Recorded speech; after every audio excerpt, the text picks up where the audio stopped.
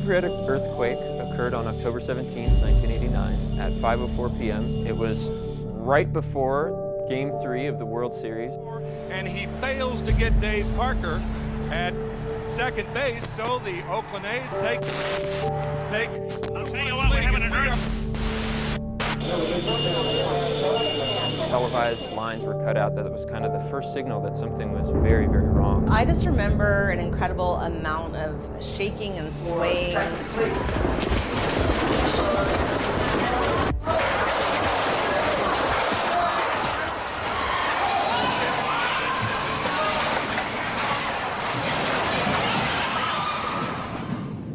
I heard explosions. It immediately went completely dark. I recall it being like just kind of a sharp shudder.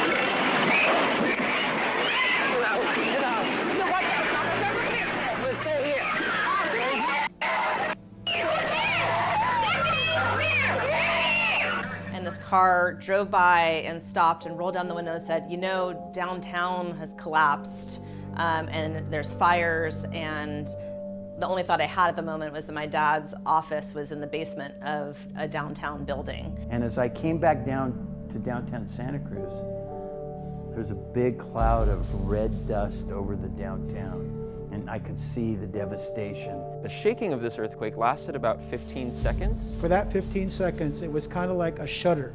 It just like, you could feel the ground rising. That 15 seconds caused about $6 to $8 billion worth of infrastructural damage, killed 63 people, and injured thousands more.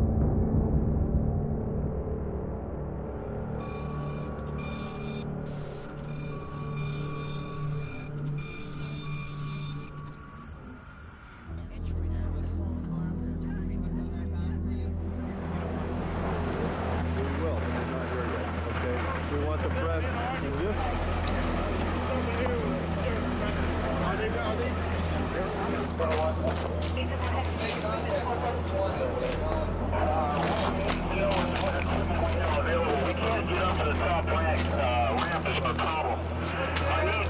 I need some control on the getting in and out. It's starting to bunch up here.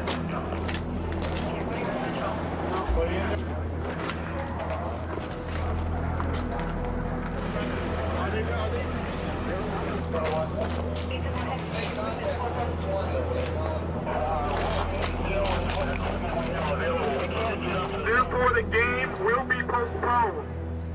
We ask that you hold on to your tickets.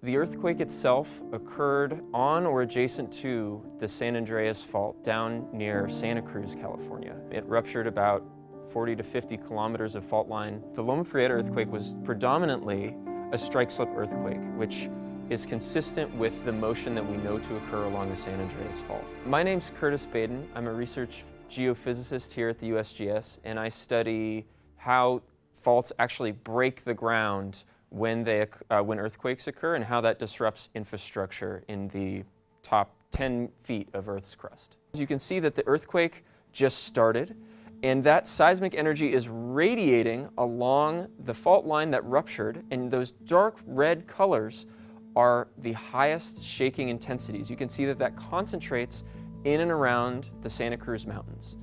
That radiates outwards into San Jose and upwards towards Oakland and San Francisco.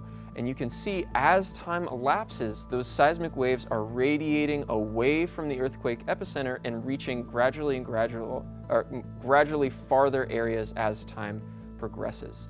This is a major improvement from what we knew in 1989. There was a lot of nervousness. Are my kids okay at daycare? I need to get home ASAP. Is my spouse okay?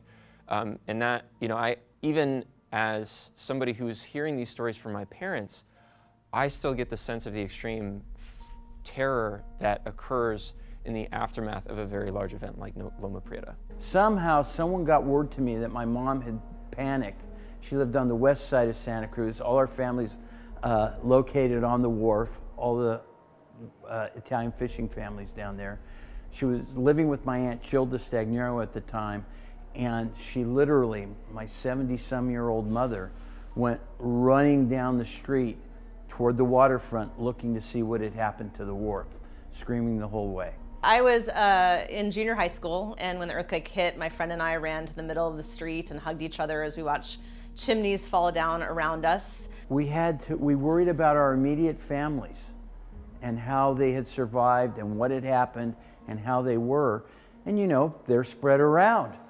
And so it was like immediate concern, immediate focus on who had survived, what had happened, and what the story was. I remember my mom running out of our house because we were outside of our house, seeing her running with fear, and then right as she ran out, our chimney collapsed. So I watched our chimney come down. The bookshop, which had moved from across the street, its original location at the Hip Pocket bookstore, to the place that Ron Lyle had, where they just built an apartment house there recently, that basically crumbled. Many of the places that I frequented on a daily basis were destroyed. The Cooper House, I had a dear friend who had a bar and restaurant at the end of Pacific Avenue called the Teacup, Don Yee's Teacup, and I was there frequently back then. It was a hang. And of course across the street was the coffee roasting company that was also destroyed. And then my other hang was Bookshop Santa Cruz. My name is Casey Coonerty-Prati, and I'm the second generation owner of Bookshop Santa Cruz. And I was 13 years old when the earthquake hit and saw my family through the entire ordeal of trying to save Bookshop. We were desperately trying to figure out where my dad was and to make sure everybody at the bookshop was safe. This is our history wall at Bookshop Santa Cruz, and it charts our path for the last 58 years, with the earthquake being one of the biggest moments in our history. Here's a photo of my dad a few days after the earthquake, pulling some boxes out of the rubble. And then after the earthquake, rebuilding started to happen. We operated out of a pavilion tent for 3 years in a parking lot, like many of the businesses in Santa Cruz. So what's going through your mind when you're looking for your father? Just wanting to know that everybody got out and wanting to make some kind of communication. You know, there was no cell phones at the time, so we're just waiting anxiously for word from family and friends about whether they were okay. I was in the newsroom. At that point, Dan Coiro and I shared a single dark room. Dan was in the dark room. People were under their desks and yelling. There was a lot of, weirdness, of course. I looked out the window. The Sentinel vans were parked in the parking lot outside, and they were all just like bouncing in the parking lot. Hi, Bill Lovejoy. I was a photographer with the Sentinel at the time of the earthquake. For the first maybe 20 minutes, couldn't shoot any pictures because there was so much dust in the air. It turned out my dad was actually over in San Jose at an appointment, and he had to make his way over Highway 9 because Highway 17 was closed, and there's landslides on Highway 1. He, I think, was the last person to make it through on Highway 9, and he just knew he also had to get back down to downtown Santa Cruz to make sure his employees were okay. Porcelain sewage lines broke during the quake. I'm Jeffrey Dunn, a Santa Cruz historian and author. I lived through the 1989 earthquake here in Santa Cruz, and my memories are very vivid of that day. As most people who will hear will remember, it was a very hot afternoon, Indian summer day. I was on the phone with my best friend, who we were discussing the Giants-A's World Series game coming up, and I was on the phone with him when it hit. I did everything I could to protect my daughter and wrote it out. And then immediately thereafter, I heard screaming downstairs. I gathered up my equipment because my duty belt was off, and I forgot to snap my gun holster. And so as I was running out of the locker room, my gun fell in the locker room. It's pitch dark, so here I'm in the middle of this earthquake. I'm on all fours trying to find the gun, find it, put it in the holster, and get out of the county building, go out into the front parking lot. And by then the shaking had stopped. It seemed like it went on for maybe 15 or 20 seconds. So unfortunately, we were renting a building that was all made of bricks, and as we all know from that earthquake, that was the worst possible building to be in. So the bricks had crumbled, and one whole side of the bookshop had fallen into the Santa Cruz Coffee and Roasting Company next door. We then made our way home, went through downtown Soquel, which had also been destroyed. All the old buildings in Soquel were destroyed. There were bricks all over the place. Buildings had come down, chimneys had come down. Most of the buildings have been built, particularly on the west side and stuff, in the late 40s and early 50s. Frame houses, very flexible. The redwood trees in Nicene Marks, the tops of them had shaken so much that they had broken. Limber redwood trees snapped from the force. Something like that had not happened in Santa Cruz during my lifetime. And there was just bricks everywhere. Books on shelves, they all had fallen down and they were all over the floor. You were kind of crawling over books just to get down any aisle or any pathway. I could see the devastation and was told that there were people who were under the rubble. And it was immediately became a crime scene because they were trying to help the two people who ultimately died in the coffee roasting companies. I knew both those kids who were killed at the coffee roasting company. They were baristas who we had daily encounters with. So for the first number of days, none of us had access to anything because it was a search and rescue operation to try to save those two individuals. If you work in the business with a camera, you understand, you kind of just go, okay, you start looking for decent pictures. I didn't realize that, the Bay Bridge had come down, that the World Series had been canceled. It was very chaotic, and for the first days, again, it was all about trying to get the people out, and there was vigils, and people would just come and they would just spend hours waiting for word on whether the people passed away or whether they were trapped. And so the attention was really not on the store. It was, accounting and making sure that all of our employees were safe, and then really watching this horrific incident unfold next to us. People at the above the old bookshop or the store right next door, coming out of the windows, climbing out of the windows and down ladders to get out of the building. It was just a sense of so much loss, so much destruction of what we kind of loved and believed in with our community, but also starting to see the inklings of the community coming together to support each other. I grew up in this town. I love Santa Cruz, and to see the smoke coming up from downtown, I knew it was bad because of how hard it was shaking. There came a point where I thought, life will never be the same again. All these places that I remembered housing those institutions were now pretty much in shambles. You can imagine those of us who experienced this really had no sense of the expanse of the devastation.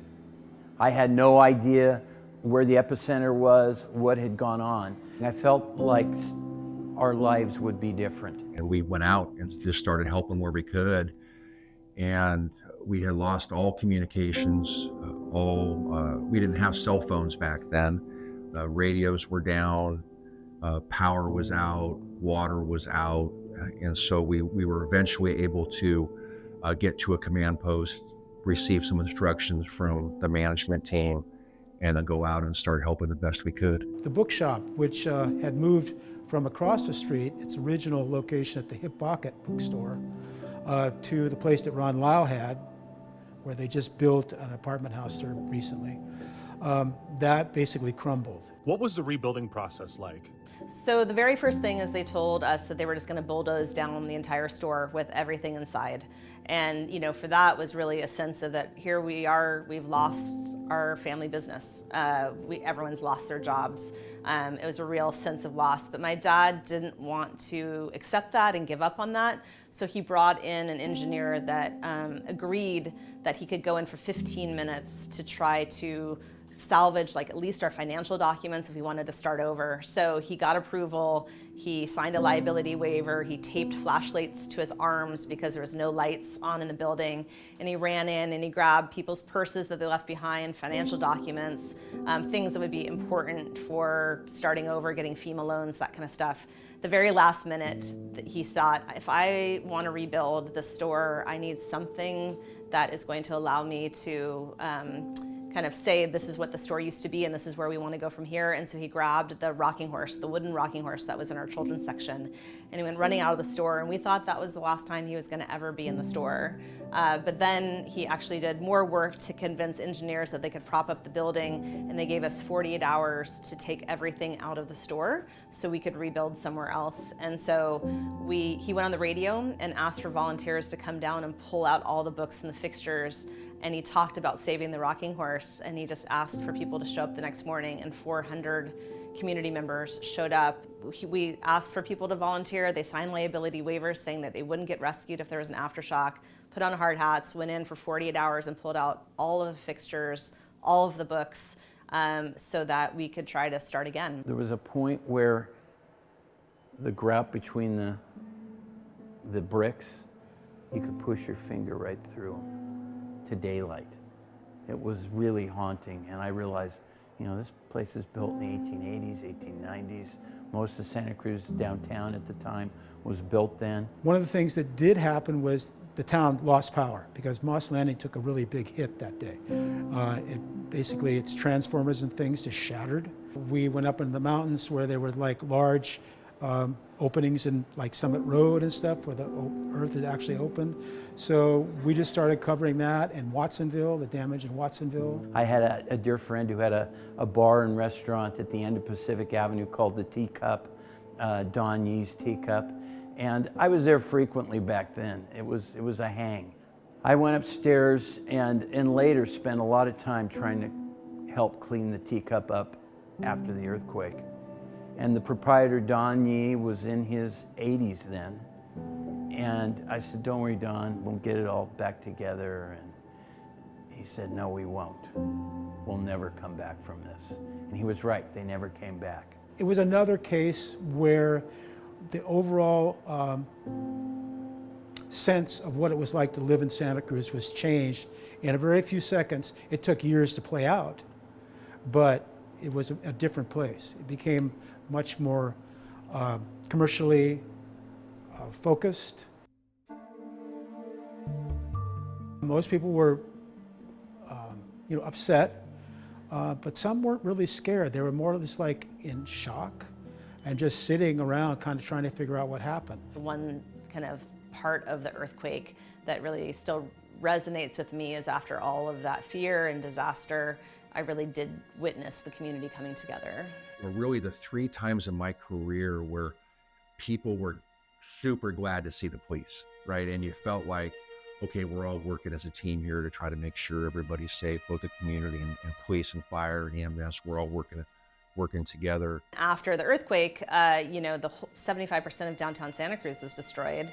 They had to pull up all the streets and replace all the sewer lines. It was dirt streets around here. So they're like, what do we do? Because it was also October 17th, and so you need to be up and running by Thanksgiving for the holiday season, or as a retailer, you wouldn't be able to stay in business. There are 2 or 3 pictures that I got. One of 3 fellows standing in front of Shockley's Jewelers that had been pretty much destroyed with a basically split tree right in front of them. The tree had just split during the earthquake. And they were all just standing there kind of trying to reorient themselves to what was happening. My mother was worried about one particular family relic that was in the house where she was, and it was this plate. This plate was a wedding gift to my grandparents in April of 1906, right before the great San Francisco earthquake and fire. And it gave my mother a sense of strength that there are things that survive. The community came together and they constructed these huge pavilion tents, like circus tents in all the parking lots, and all of the different stores moved into these tents so that we could open up for the holiday season. And we were in that tent for 3 years.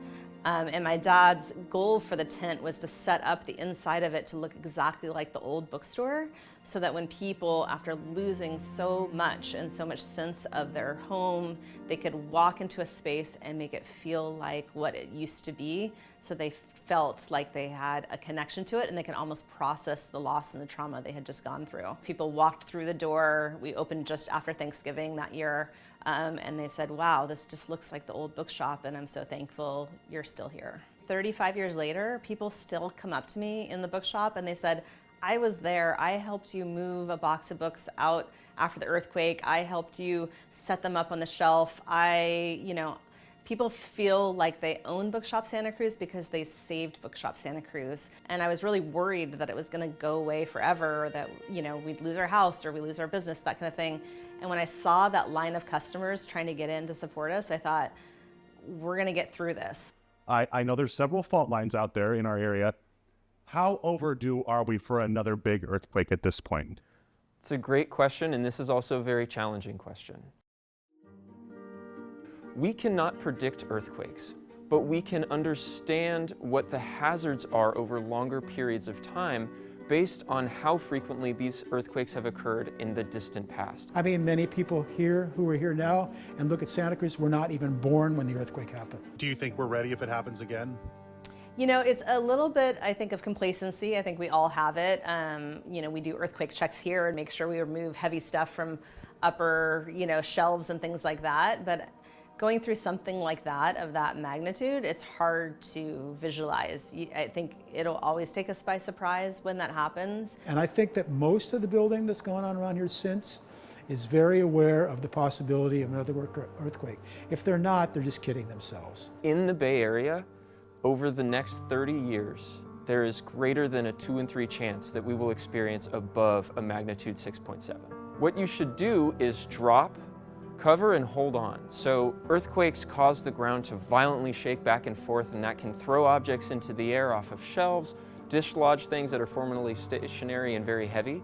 So what you need to do is you need to get as low to the ground as possible, cover your neck and head with your arms, protect your vital organs. People should, and particularly in the rural areas, should really think about this and think, okay, what are we going to do if we don't have water, access to food, toilets, or any first responder help for 72 hours? What are we going to do? What is our plan? But I do feel every single day that it still impacts us. When we train new employees at Bookshop Santa Cruz, we run them through the entire earthquake story, because it is such an essential part of who we are and how our customers relate to us. We live in earthquake country, and an earthquake could happen at any time. We need to be prepared. You should have your earthquake kits ready. You should know the proper protocols to protect yourself and your family when an earthquake does happen, because it will.